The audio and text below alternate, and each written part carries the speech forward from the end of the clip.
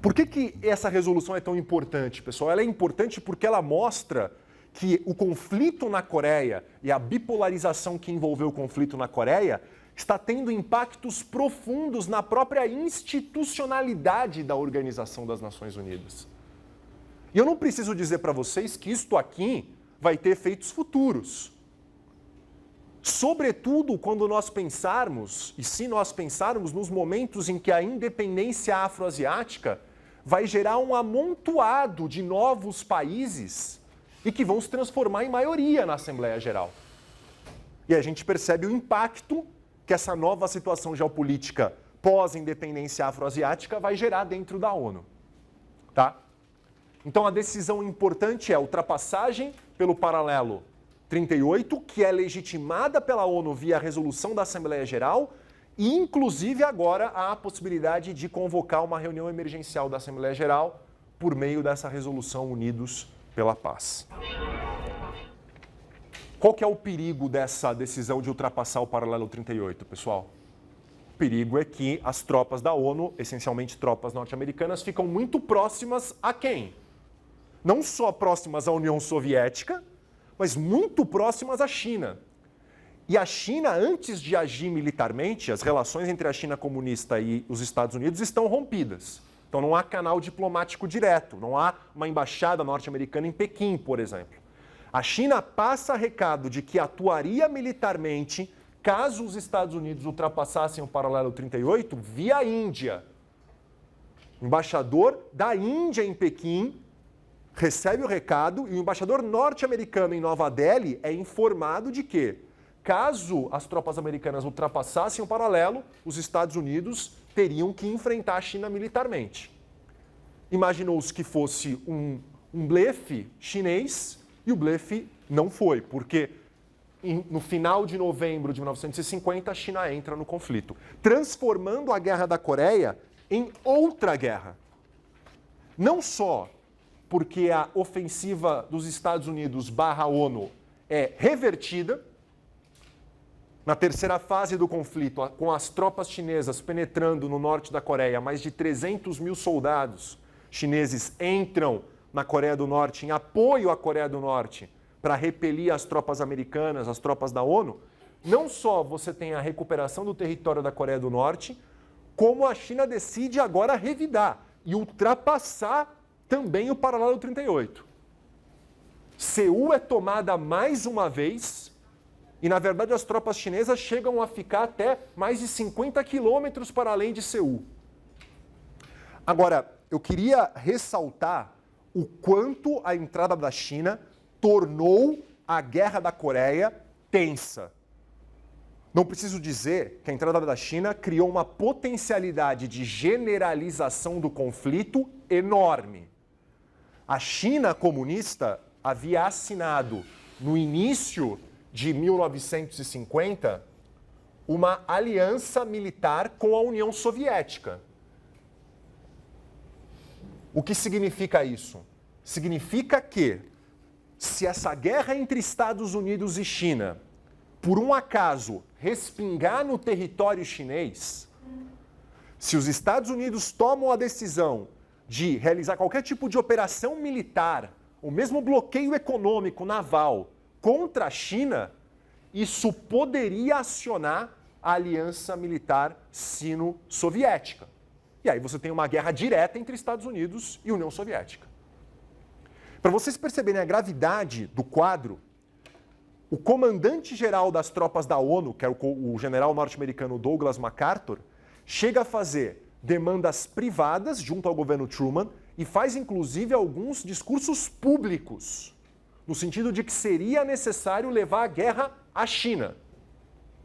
Começa a pressionar Washington a fazer bloqueio econômico contra a China e bombardeio da costa chinesa, como uma forma de pressionar a China a recuar nesse avanço militar em apoio à Coreia do Norte. Se isso acontecesse, certamente isso acionaria a aliança sino-soviética. E perceba como a situação é complexa. A gente está no início dos anos 50 e o MacArthur, esse general norte-americano, ele tinha uma ampla respeitabilidade entre os republicanos mais conservadores e mais anticomunistas. A gente está exatamente nesse contexto nos Estados Unidos, no início do fervor macartista, no qual qualquer tipo de ação considerada suave diante dos comunistas gerava na política doméstica a acusação de que você era, dentro dos Estados Unidos, um agente comunista. Então isso torna, só para vocês compreenderem, contextualizar um pouco mais, o impacto dessas demandas do MacArthur de expandir a guerra para a China. O Truman, inclusive, numa coletiva de imprensa, chega a dar a ideia de que os Estados Unidos poderiam utilizar bombas atômicas pontuais para empurrar a China de volta para o seu território.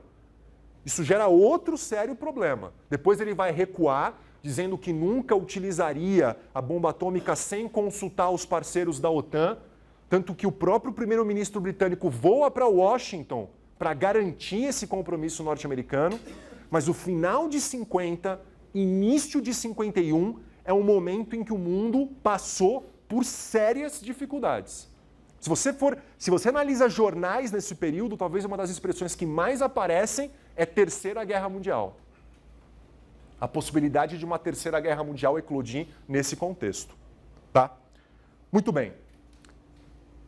A quarta e quinta fases do conflito é a fase de uma última contraofensiva norte-americana, e aí entre o final de 51 até meados de 53, quando o armistício é assinado, você tem momentos de idas e vindas em torno aí mais ou menos do paralelo 38. Tá? O governo Truman decide demitir o MacArthur. A demissão do comandante-geral das tropas da ONU foi super importante para mostrar que o governo norte-americano não queria radicalizar o conflito, não queria levar o conflito para a China. E muitos estudiosos analisam que essa decisão do Truman, se foi importante para conter o conflito, impediu, ou foi fundamental para a gente explicar por que os republicanos, depois de mais de 2 décadas de ostracismo na presidência dos Estados Unidos, voltam à presidência com o Eisenhower no final de 52 e início de 53. Tá? Mas o fato é, a demissão do MacArthur, que acontece em 51, ela acaba garantindo que o conflito vai ficar restrito à Coreia, que os Estados Unidos não vão levar isso à China, e aí, a partir de meados de 51, começam as negociações para um armistício. Por que elas demoram tanto? Porque quase 2 anos para concretizar um armistício. Primeiro, uma discussão sobre aonde exatamente seria essa fronteira entre as duas Coreias, porque ela não vai coincidir exatamente com o paralelo 38, como você pode observar. Ela está um pouquinho mais ao norte do que a antiga fronteira.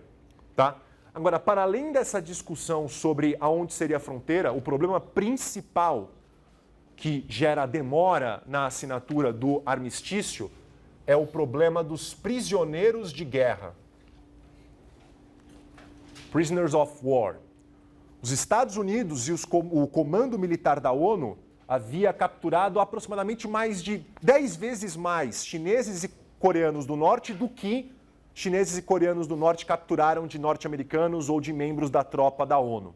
Tá? E o problema fundamental é que os Estados Unidos faziam questão que esses mais de 130 mil chineses que estavam como prisioneiros de guerra tivessem liberdade para decidir para onde eles iriam uma vez libertados. E o governo chinês não aceitava isso. Queria que os seus prisioneiros de guerra voltassem para a China e não tivessem liberdade para ir onde quiser. Por quê? Qual que é o problema? Da mesma forma que você tem uma disputa entre os dois governos coreanos, há uma disputa por legitimidade entre os dois governos chineses. Se esses 130 mil chineses decidem voltar todos para Taiwan, não há dúvida que isso é uma derrota, né, simbólica, mas é importante para a China comunista. Mas, depois de muita negociação e muita discussão, e, sobretudo, depois que o Stalin morreu, o Stalin era um dos grandes obstáculos para que esse armistício se desse, e com a entrada do Eisenhower na Casa Branca, deixando bem claro que se a China não cedesse, os Estados Unidos voltariam a fazer uma ofensiva na Coreia, a China cede e aceita as condições norte-americanas para os prisioneiros de guerra. E aí o armistício é assinado em meados de 53. Bom, como vocês podem perceber, né, é uma narrativa longa da Guerra da Coreia, e a partir dessa narrativa é que a gente vai começar a pensar a análise que eu propus no início da aula para vocês. Um momentinho só. Antes disso, temos uma dúvida, por favor. Eles aceitaram, portanto, as condições norte-americanas. Daí foi formada uma comissão internacional, esses prisioneiros ganhavam status civil imediatamente, e aí eles poderiam decidir, dependendo de acordos dessa comissão com determinados países, se esses países poderiam recebê-los como refugiados. Então, aí você vai depende de cada caso. Eu não tenho de cabeça a proporção, mas muitos vão para Taiwan, muitos vão para a Europa Ocidental, para países da Europa Ocidental, e a minoria vai para a China comunista. Minoria vai para a China comunista. Tirando essa dúvida, alguma outra dúvida? Então agora vamos passar para a segunda parte da aula, como eu disse, e entender algumas decisões fundamentais que envolvem a Guerra da Coreia, para a gente chegar no nosso objetivo, que é pensar as implicações da guerra. Tá? São 4 decisões que eu gostaria de analisar com vocês. A primeira decisão, fundamental para a gente entender a Guerra da Coreia, é o porquê do Stalin ter dado aval à invasão da Coreia do Norte em cima da Coreia do Sul. Tá? O governante norte-coreano, que inclusive foi colocado como governante pelo próprio Stalin, pediu autorização e recebeu essa autorização no início de 50 para fazer a invasão que deu início ao conflito. Não foi a primeira vez que o Kim Il-sung havia demandado essa autorização. O Stalin já tinha feito 2 negativas e na terceira demanda ele cede. A pergunta que eu faço é, por que cedeu? Tem 2 coisas que eu gostaria de comentar sobre isso. Por que a Coreia era importante para a União Soviética? Se você for pensar, a Coreia é fundamental para a segurança nacional soviética. É uma área de penetração muito fácil na Manchúria e exporia, portanto, toda a região ali do sudeste da União Soviética. Então, do ponto de vista de segurança nacional soviética, a Coreia tem uma importância enorme. Não tanto quanto a Polônia o tem, mas certamente tem a sua importância. Agora, a questão é, o Stalin havia concordado em pensar uma Coreia dividida em 2 áreas de influência e depois reunificada num governo de coalizão. Então, a Coreia sempre foi importante em termos de segurança nacional para a União Soviética. Por que a decisão de radicalizar e invadir a Coreia do Sul? Essa é uma decisão forte. Tá? Por mais que a gente entenda a Coreia como importante para a segurança nacional soviética, a gente tem que entender de onde vem essa decisão de radicalização. Para entender de onde vem essa decisão de radicalização, ou de partir para um conflito direto, a gente tem que olhar o que está acontecendo no final dos anos 40 no Japão. O Japão é crucial para a gente entender a decisão stalinista de dar o aval ao Kim Il-sung a realizar a invasão à Coreia do Sul. Por que o Japão é fundamental? Como a gente comentou rapidamente, o Japão está ocupado só por tropas norte-americanas. O Japão se rende e a ocupação ela é feita única e exclusivamente por tropas norte-americanas. No contexto das negociações do final da Segunda Guerra, qual que era a perspectiva que os 3 aliados tinham sobre esses 2 grandes países inimigos, Alemanha e Japão? Que os 2 seriam desmilitarizados e fortemente, do ponto de vista econômico, sobretudo, enfraquecidos.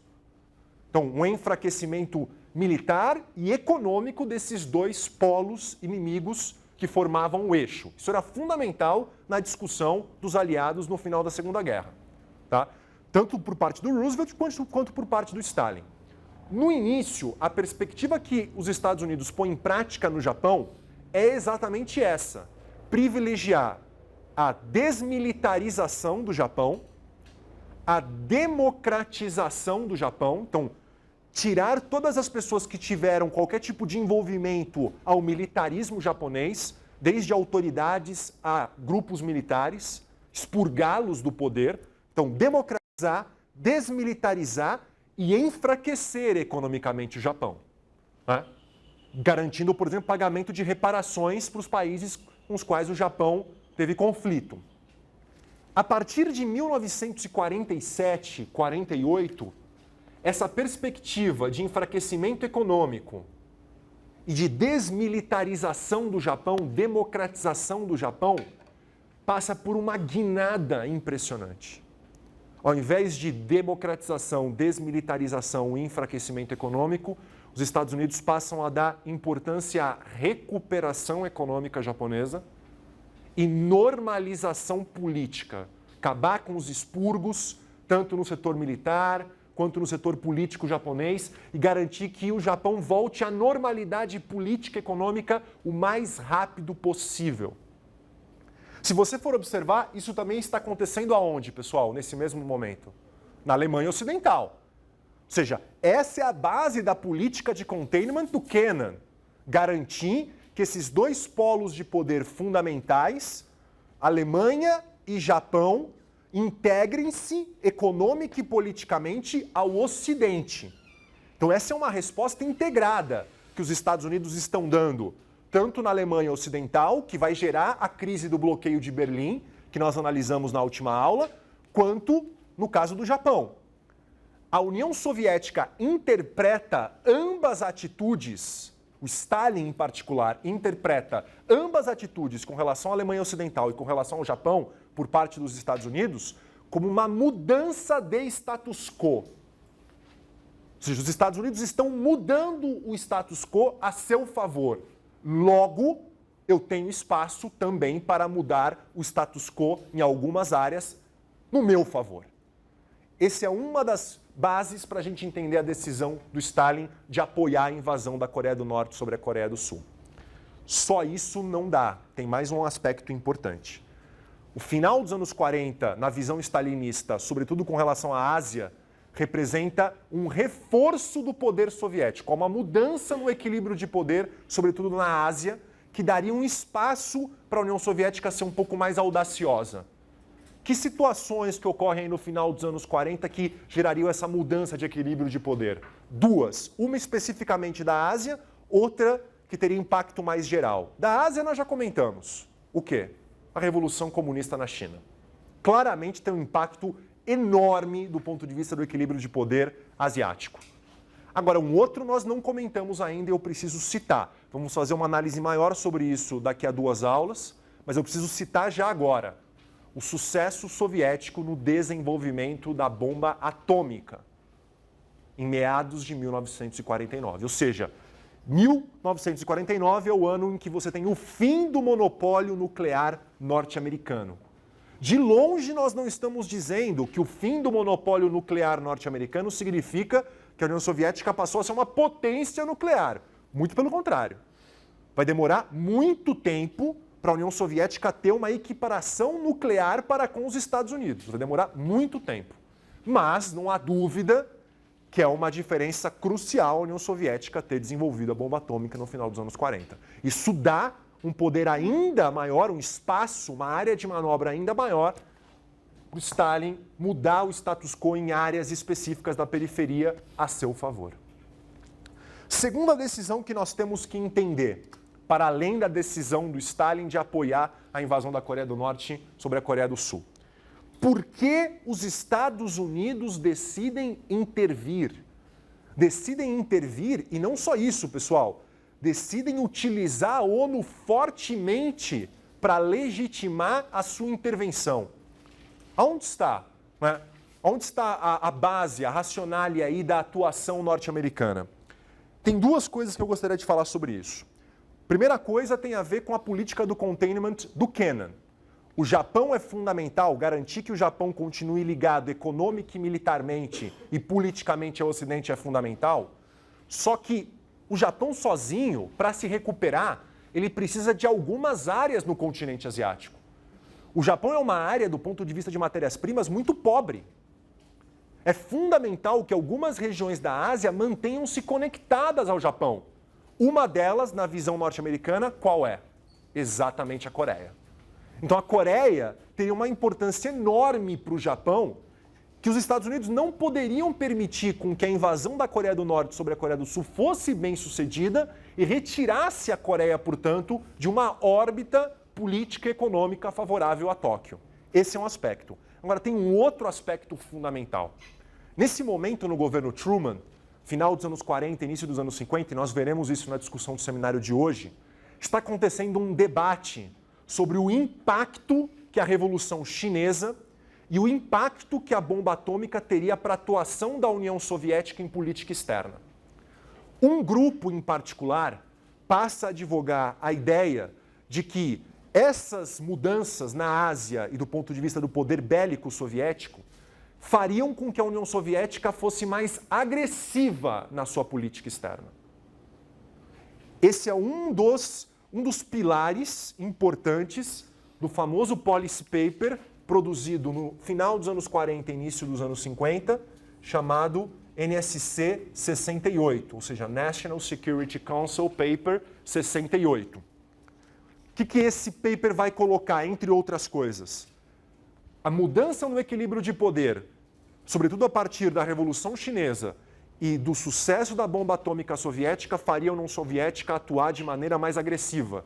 Portanto, os Estados Unidos precisariam, entre outras coisas, se rearmar fortemente, iniciar um programa armamentista muito forte e 2, atuar com dureza para mostrar para a União Soviética que os Estados Unidos não permitiriam qualquer tipo de expansionismo ou de atuação agressiva da União Soviética no mundo. Qual que é a ideia disso? Se nós permitirmos ou aceitarmos a agressão contra a Coreia do Sul, os nossos aliados na Europa, os nossos aliados em outras partes do mundo vão achar que nós aceitamos agressões que são feitas em picadinho, sem nada a responder.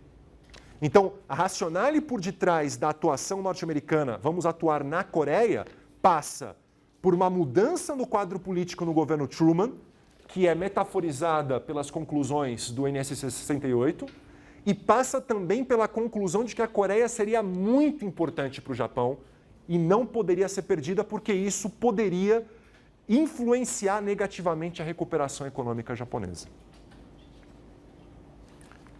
Terceira decisão fundamental que a gente precisa pensar, e essa é mais difícil, essa é uma decisão mais complicada. A decisão norte-americana de ter ultrapassado o paralelo 38. Tá? Essa decisão, se a decisão de intervir na Coreia pode e deve ser enquadrada dentro de uma política de containment, dentro de uma política de contenção da União Soviética, tudo bem que a gente já está passando por uma diferença, e é importante que nós salientemos essa diferença. A perspectiva do Kennan é que os recursos norte-americanos são escassos, tá? Os Estados Unidos não podem atuar no mundo inteiro e precisam conter a União Soviética em áreas que são fundamentais que continuem no Ocidente. Sobretudo, quais áreas? Alemanha / Europa Ocidental e Japão. Isso é o que alguns autores vão chamar ou vão falar que seria um containment particular. Ou seja, é um containment, é uma contenção focada em determinados polos e não contenção de qualquer expansão soviética no mundo.